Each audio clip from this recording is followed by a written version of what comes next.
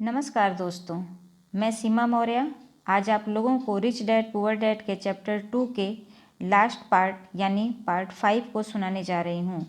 इससे पहले हमने चैप्टर 2 के पार्ट 4 को जाना।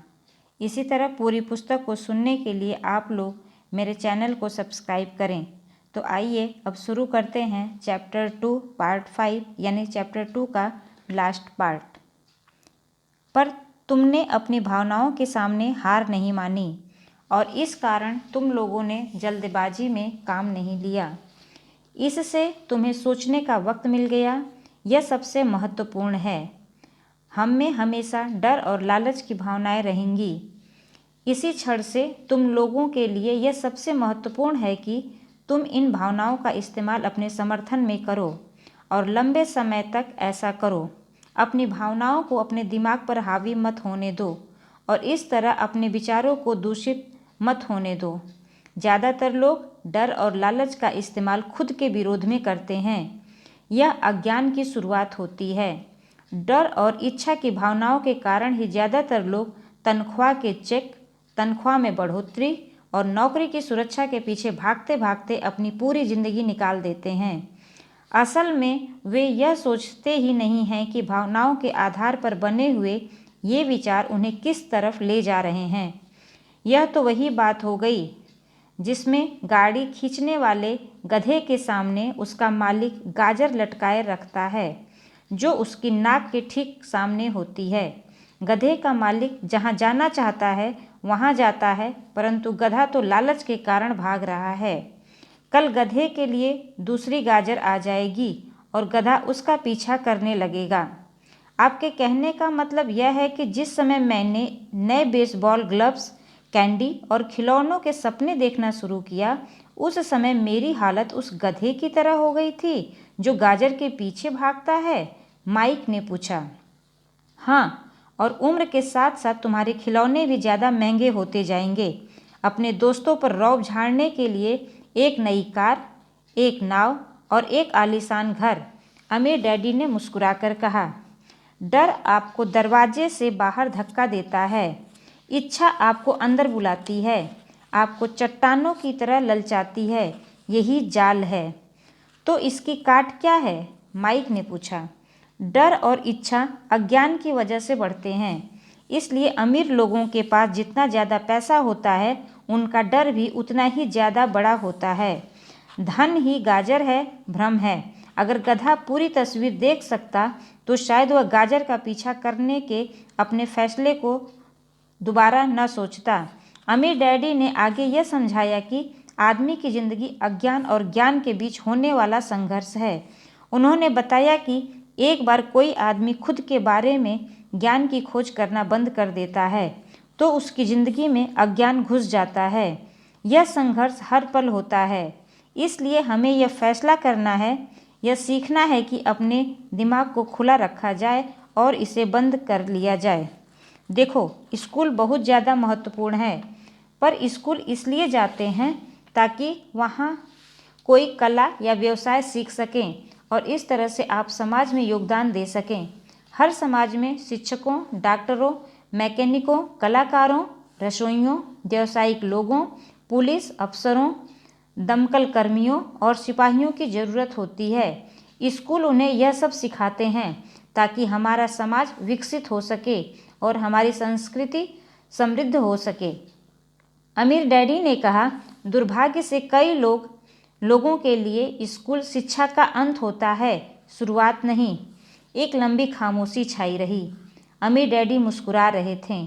उस दिन उन्होंने जो कहा था वह मैं पूरी तरह से समझ नहीं पाया था, परंतु ज़्यादातर महान शिक्षकों के शब्द सालों तक हमें सिखाते रहते हैं। उनके शब्द इसी तरह से आज भी मेरे साथ हैं। मैं आज थोड़ा निर्मम हुआ, अमीर डैडी ने कहा। एक वजह से निर्मम हुआ? मैं चाहता था कि तुम लोगों को आज की यह चर्चा हमेशा याद रहे। मैं चाहता हूँ कि तुम लोग हमेशा मिसेज मॉर्टिन के बारे में सोचो। मैं चाहता हूँ कि तुम लोग हमेशा उस गधे के बारे में सोचो। इन्हें कभी मत भूलना। अगर तुमने अपनी समझदारी से इन्हें काबू में नहीं किया तो डर और लालच की तुम्हारी दोनों भावनाएं तुम्हें जिंदगी के सबसे बड़े जाल में फंसा सकती हैं। अपनी जिंदगी को डरते डरते गुजारना, अपने सपनों को पूरा न करना निर्ममता है। यह भी निर्ममता है कि पैसे के लिए कड़ी मेहनत की जाए और यह सोचा जाए कि पैसे से खरीदी गई चीज़ें सुख दे सकती हैं। बिल चुकाने के डर से घबराकर आधी रात को जागना जीने का एक भयावह तरीका है। तनख्वाह के हिसाब से ज़िंदगी जीना भी कोई जीना है। यह सोचना कि कोई नौकरी आपको सुरक्षा का एहसास दे सकती है, खुद से झूठ बोलना है। यह निर्ममता है और यही वह जाल है जिससे मैं तुम्हें बचाना चाहता हूँ। मैंने देखा कि पैसा किस तरह से लोगों की जिंदगियों को चलाता है। ऐसा अपने साथ मत होने देना। भगवान के लिए पैसे को अपनी ज़िंदगी मत चलाने देना। हमारी मेज के नीचे सॉफ्ट बॉल आ गई। अमीर डैडी ने उसे उठाया और वापस खिलाड़ियों के पास फेंक दिया।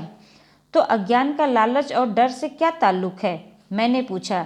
यह पैसे का अज्ञान ही है जिसकी वजह से इतना लालच और इतना डर पैदा होता है, अमीर डैडी ने कहा। मैं तुम्हें कुछ उदाहरण देता हूँ। एक डॉक्टर जो अपने परिवार को ज़्यादा खुशी देना चाहता है, अपनी फीस बढ़ा देता है। उसकी फीस बढ़ने की वजह से स्वास्थ्य सुविधाएं हर एक के लिए महंगी हो जाती हैं। अब इससे गरीब लोगों को सबसे ज़्यादा नुकसान पहुंचता है। इसलिए गरीब लोगों का स्वास्थ्य अमीर लोगों से ज़्यादा बुरा होगा। अब चूंकि डॉक्टरों ने अपनी फ़ीस बढ़ा दी है, इसलिए वकील भी अपनी फ़ीस बढ़ा देते हैं। चूंकि वकीलों ने अपनी फ़ीस बढ़ा दी है, इसलिए स्कूल के टीचर भी अपनी तनख्वाह बढ़वाना चाहते हैं, जिसके कारण हमारा टैक्स बढ़ता है और यह सिलसिला अनंत काल तक यूं ही चलता रहता है। जल्द ही अमीर और गरीब लोगों के बीच इतना भयानक अंतर हो जाएगा कि प्रलय आ जाएगी और एक और महान सभ्यता धराशायी हो जाएगी। महान सभ्यताएं तभी धराशायी हुई हैं जब अमीरों और गरीबों के बीच का फासला बहुत ज़्यादा हो गया है।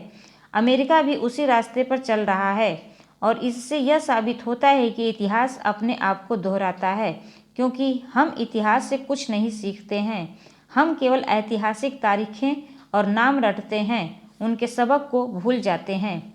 क्या कीमतें नहीं बढ़नी चाहिए? मैंने पूछा। अच्छी तरह से चल रही सरकार, एक शिक्षित समाज में तो नहीं। कीमतें दरअसल कम होनी चाहिए। जाहिर है कि ऐसा केवल सिद्धांत में ही हो सकता है। कीमतें अज्ञान से पैदा हुई लालच और डर के कारण बढ़ती हैं और स्कूलों में धन के बारे में सिखाया जाता तो लोगों के पास ज़्यादा पैसा होता और बाजार की कीमतें भी कम होती। परंतु स्कूलों में सिर्फ पैसे के लिए काम करना सिखाया जाता है, पैसे की ताकत का इस्तेमाल नहीं सिखाया जाता। परंतु हमारे यहाँ बिजनेस स्कूल भी हैं, माइक ने पूछा। क्या आप मुझे अपनी मास्टर डिग्री के लिए बिजनेस स्कूल जाने के लिए प्रेरित नहीं कर रहे हैं? हाँ, अमीर डैडी ने कहा, परंतु अक्सर ऐसा होता है कि बिजनेस स्कूल ऐसे कर्मचारियों को प्रशिक्षित करते हैं जो परिष्कृत 3 काउंटर्स होते हैं। ईश्वर ही मालिक है। जब कोई बिन काउंटर बिजनेस संभाल ले, वे सिर्फ संख्या को बढ़ाते हैं, लोगों को निकालते हैं और बिजनेस का गला घोट देते हैं।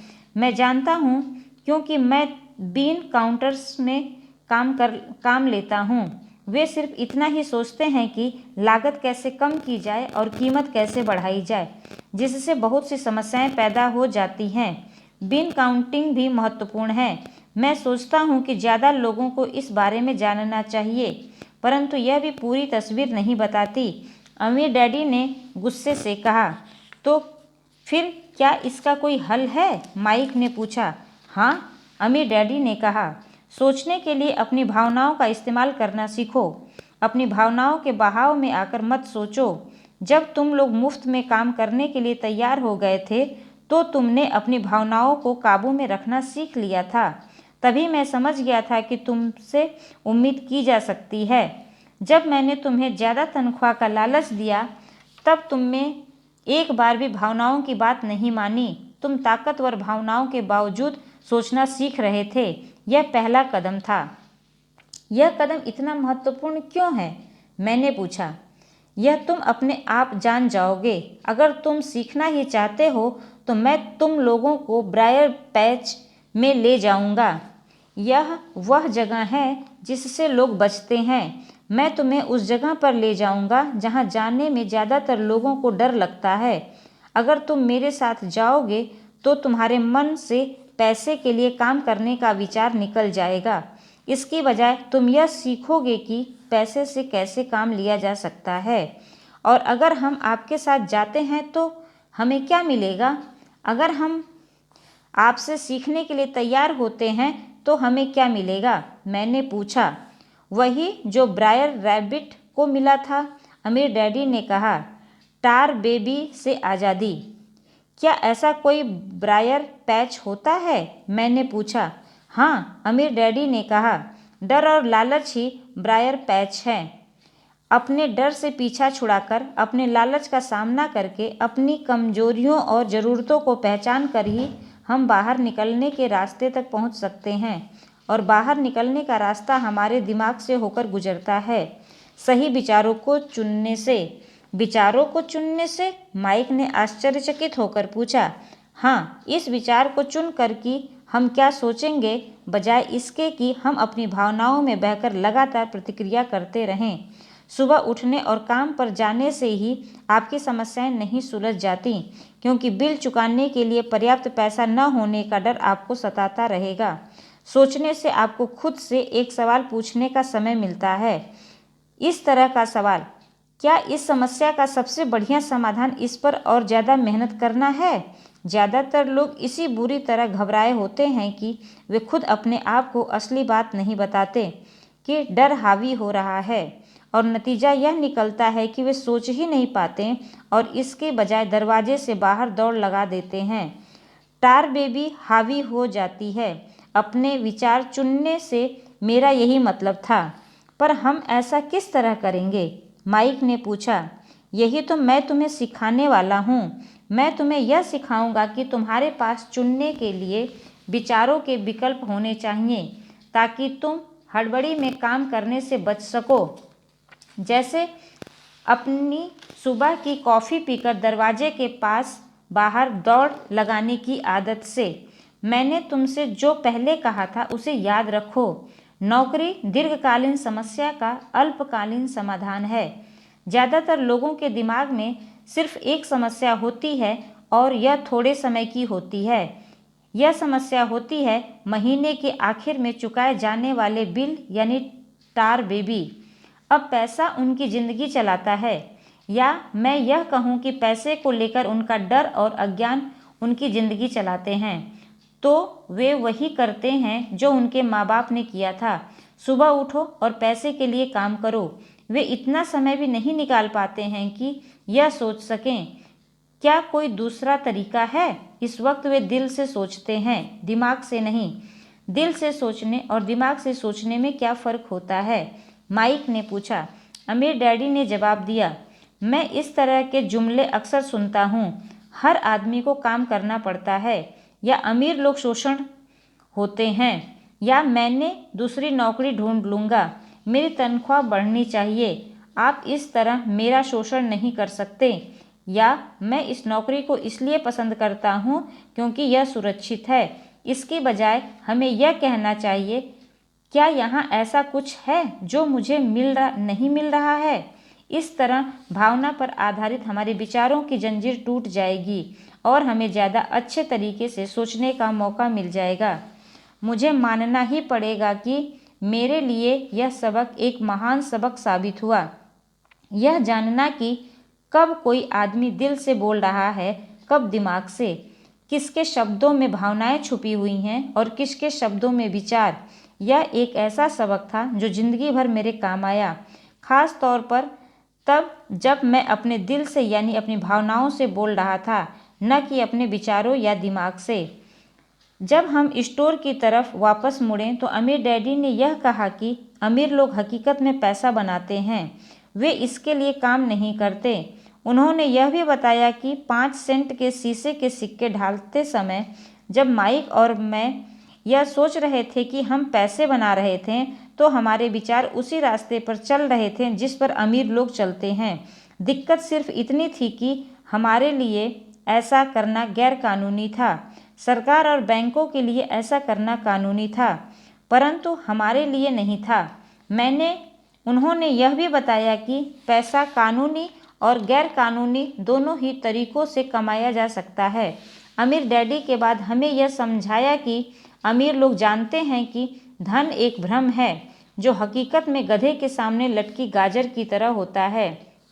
धन के भ्रम के कारण जो डर और लालच पैदा होता है उसकी वजह से ही अरबों खरबों लोग यह सोचते रहते हैं कि धन असली चीज है।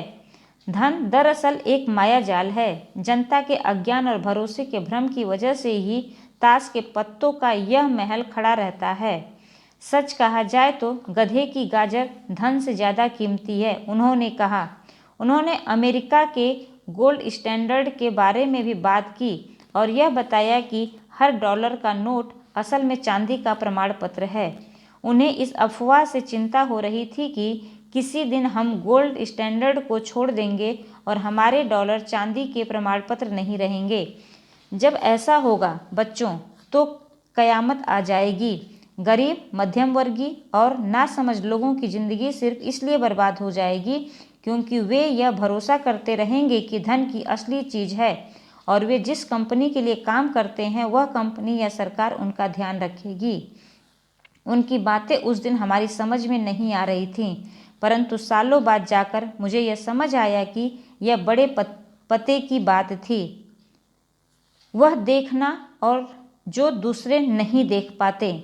जब वे अपने पिकअप ट्रक में चढ़े तो उन्होंने कहा, काम करते रहो बच्चों, पर जितनी जल्दी तुम तनख्वाह की ज़रूरत को भूल जाओगे तुम्हारी आगे की ज़िंदगी उतनी ही आसान हो जाएगी। अपने दिमाग का इस्तेमाल करो, मुफ्त में काम करो और जल्दी ही तुम्हारा दिमाग तुम्हें पैसे कमाने के दूसरे तरीके बता देगा। उन तरीकों से तुम इस नौकरी से ज़्यादा कमा लोगे। तुम ऐसी चीज़ें देख पाओगे जो दूसरे लोग नहीं देख पाते हैं। मौके अपनी नाक के नीचे होते हैं, फिर भी ज़्यादातर लोग इस मौके को कभी नहीं देख पाते। इसका कारण यह है कि वे पैसे और सुरक्षा ढूंढते रहते हैं, इसलिए उन्हें यही मिलते हैं। जिस वक्त तुम एक मौका भांपने में कामयाब हो जाओगे उसके बाद तुम जिंदगी भर मौका भांप सकते हो। जिस वक्त तुम ऐसा कर लोगे मैं तुम लोगों को कुछ और बातें सिखाऊंगा। इस बात को ध्यान से समझ लो ताकि तुम जिंदगी के सबसे बड़े जाल से बच सको। वह टार बेबी तुम्हें कभी नहीं छू पाएगी। माइक और मैंने स्टोर से अपना टार्च उठाई और मिसेज मॉर्टिन से गुड बाय कहा। हम वापस पार्क में गए, उसी पिकनिक बेंच पर बैठे और वहाँ घंटों तक सोचते रहें और बातें करते रहें। हमने अगला हफ्ता स्कूल में इसी बारे में सोचने और बातें करते हुए बिताया। 2 सप्ताह तक हम लोग सोचते रहें, बातें करते रहें और मुफ्त में काम करते रहें। दूसरे शनिवार के आखिर में मैं मिसेज मॉर्टिन से दोबारा गुड बाय कर रहा था और कॉमिक बुक स्टैंड को ललचाई नज़रों से देख रहा था।